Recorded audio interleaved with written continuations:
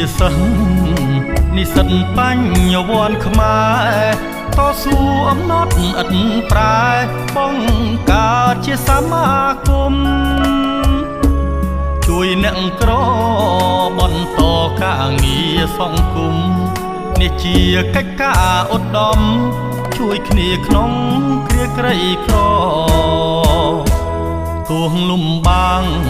ថ្ងៃភ្លៀងឬត្រូវហាលខ្យល់ក្នុងចិត្តអាណិតខ្វាយខ្វល់ព្រួងតែសុខទុក្ខប្រជា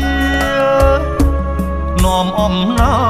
យពីដៃអ្នកមានសទ្ធារួបរวมសាមគ្គីគ្នា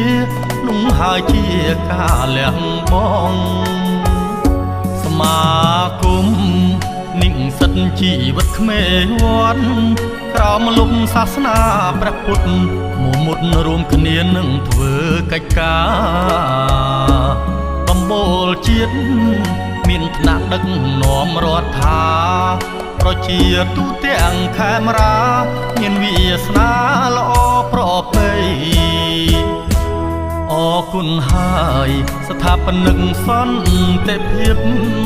ប្រជាបានយល់ជ្រួតជ្រាបសន្តិភាពពិតមានអត្ថន័យឲ្យបានដល់ប្រជាខេមរាប្រុសស្រីខិតខំរក្សាគ្មានខ្មៃ